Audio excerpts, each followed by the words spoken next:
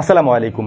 আজকে আপনাদের কেমন একটি তথ্য দিব যেটা শুনলে বা জানলে আপনি নিজেও অবাক হবেন। আপনি যদি ইউটিউবে কোরআন তেলাওয়াত শুনে থাকেন তাহলে এই ভিডিওটি আপনার জন্য সতর্কতামূলক।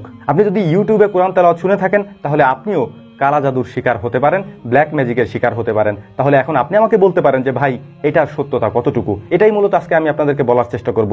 গত কিছুদিন আগে সারা আলী নামের একটি ইউটিউব চ্যানেলে বেশ কিছু কোরআন তেলাওয়াত আপলোড করা হয়। তার মধ্যে একটি কোরআন তেলাওয়াত প্রায় 5 ঘন্টার ছিল।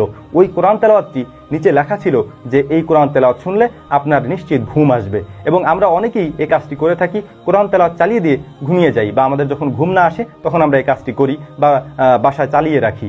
এই ক্ষেত্রে যে বিষয়টি হয়েছে সেইটা হচ্ছে, এই কোরআন তেলাওয়াতটি যখন আরবি এক্সপার্টরা রিসার্চ করেছিল এবং তারা যখন এটা সম্পর্কে জানতে পেরেছিল তখন এটাতে অবাক করার মতো কিছু ঘটনা ঘটেছিল। আর সেই ঘটনাগুলি হচ্ছে, এই কোরআন তেলাওয়াতের পিছনে একটি মেয়ের কণ্ঠ শোনা যাচ্ছিল, যা খুবই অবাক করার মতো একটি বিষয় ছিল। এবং যে ভাষাগুলি ইউজ করা হয়েছিল ওই ভাষাগুলি শুনে অনেকেই অবাক হয়েছেন, যে ভাষাগুলি কালা জাদু বা ব্ল্যাক ম্যাজিকের ক্ষেত্রে ব্যবহার করা হয়। ওই ভিডিও দেখার পরে আরবি এক্সপার্টরা আরও জানিয়েছিলেন এই ভিডিওতে স্পষ্টতই কোরআন তেলাওয়াতের ক্ষেত্রে অনেকগুলি আয়াতকে উলট পালট করা হয়েছে এবং ঘুরিয়ে দেওয়া হয়েছে।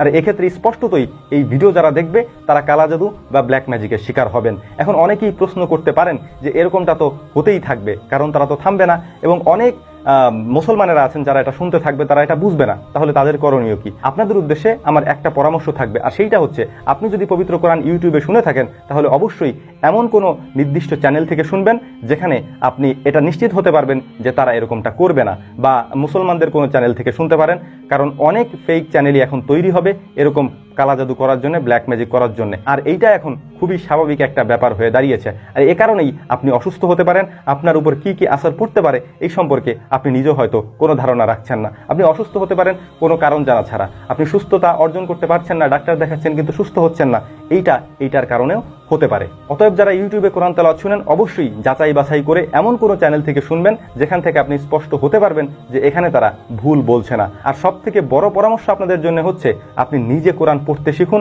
নিজে কোরআন রিসার্চ করতে শিখুন এবং নিজে কোরআনের অর্থ করতে শিখুন। তাহলে আপনি এই ধোকার মধ্যে পড়বেন না ইনশাআল্লাহ। এখন এই বিষয়টি আপনাদেরকে আমি আবারও বলার চেষ্টা করতেছি, সবাইকে সতর্ক করছি, যারা পবিত্র কোরআন ইউটিউব থেকে শুনেন এবং সেখান থেকে শুনে শুনে হয়তো রাতে কেউ ঘুমানোর সময় চালিয়ে রাখেন, অথবা কেউ হাঁটতেছেন চলতেছেন কানের ভিতরের মধ্যে ইয়ারফোন দিয়ে রাখছেন, এভাবে যারা শুনেন তাদের জন্য একটা সতর্কতা। সেইটা হচ্ছে, আমি আবারও বলছি, আবারও রিপিট করছি, নির্দিষ্ট এবং অথেন্টিক এমন কোনো জায়গা থেকে আপনি শুনবেন যেটা একেবারে 100% পিওর, যেখানে কোনো জিনিস মিলানোর কোনো সুযোগ থাকে না। যেমন হারামাইন শরীফের তেলাওয়াত আপনি শুনতে পারেন, এবং সৌদি আরবের আব্দুর রহমান সুদাইসের তেলাওয়াত আপনি শুনতে পারেন, এবং অবশ্যই খেয়াল রাখবেন ব্যাকগ্রাউন্ডে যেন একেবারে ফ্রেশ থাকে, কোনো কিছু না থাকে।